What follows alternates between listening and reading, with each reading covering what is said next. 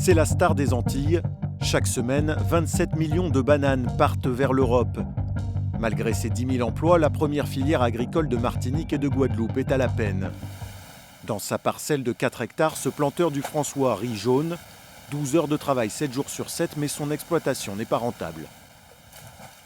Avant la guerre en Ukraine, qui nous donnait des augmentations de 40% du coût de production, ma tonne d'engrais, elle a doublé. Je suis passé de 800 à 1600 € la tonne d'engrais. Le carton, le consommable, le carburant, tout ce qu'on consomme. J'arrive même pas à me dégager un revenu d'à peine 700 €.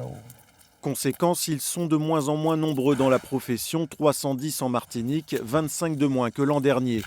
Une tendance qui suit celle de la production en baisse constante depuis 20 ans. Sur l'île voisine, cet exploitant guadeloupéen peine à trouver de la main-d'œuvre. C'est vrai, on a des parcelles qui sont aux achats, mais on n'a pas de la main-d'œuvre suffisante. À quoi bon de planter pour ne pas récolter? Donc c'est un manque à gagner pour les planteurs, et je dirais qu'on parle le chômage, mais jusqu'à maintenant, ça ne se bouscule pas au niveau de l'agriculture. Il faut dire que la banane a souffert d'une mauvaise image. Le scandale du chlordécone, ce pesticide interdit en France mais utilisé aux Antilles jusqu'en 1993, est encore visible sur la santé des habitants mais aussi dans les cultures.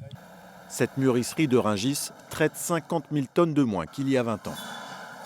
Nous, on est dans ce dossier-là, notamment sur la thématique de la dépollution des terres, aussi sur la détection du taux de chlordécone par rapport à nos ouvriers. On a mis en place avec l'ARS locale un plan de détection. On essaye d'être un élément actif parce qu'effectivement, nous sommes aussi victimes de ce fléau.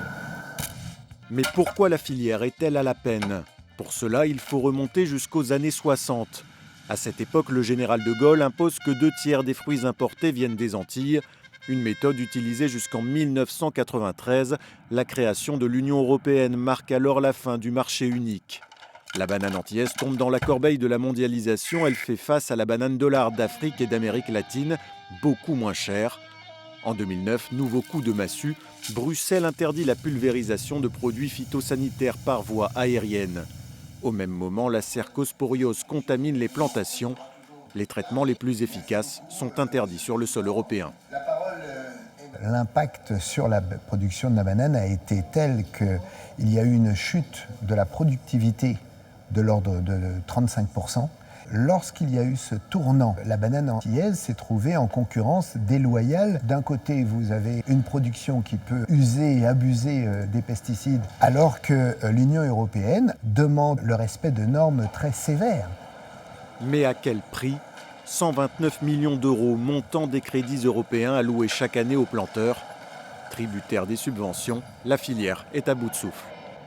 Pourtant, la banane, les Français en raffolent. En 20 ans, sa consommation a augmenté de 4 kilos par habitant pour en faire le deuxième fruit préféré des Français. Mais pas de quoi contenter les planteurs entiers, car dans le même temps, son prix, lui, n'a pas vraiment flambé malgré les récentes négociations. Il avait même tendance à diminuer. Une banane bien valorisée en segmentation, aujourd'hui c'est un colis 18,5 kg que nous allons vendre aux alentours de 15 €. Quand on sait qu'on était à 12 € il y a encore 2 ans, on n'aurait pas eu cette augmentation, qu'on serait vraiment en très très grand danger. Une hausse de prix pour un produit déjà 30% plus cher que ses concurrentes. Pourtant, rien ne les distingue l'une de l'autre, à part ce petit ruban garanti de pratiques culturales plus saines. C'est des techniques, des feuillages. On remplace les herbicides par des plantes de service ou des plantes de couverture. On piège les charançons, on fait de la jachère, on met du vitroplan, etc., etc. Donc c'est des techniques qui sont maintenant matures et qui sont déployées sur toute la superficie bananière aux Antilles. Des fertilisants organiques plus lents et surtout plus chers que les engrais chimiques. Si le chemin vers des bananes plus responsables est en marche, son coût de production et son prix restent des freins. Reste à éveiller les consciences des consommateurs pour peut-être sauver la banane française.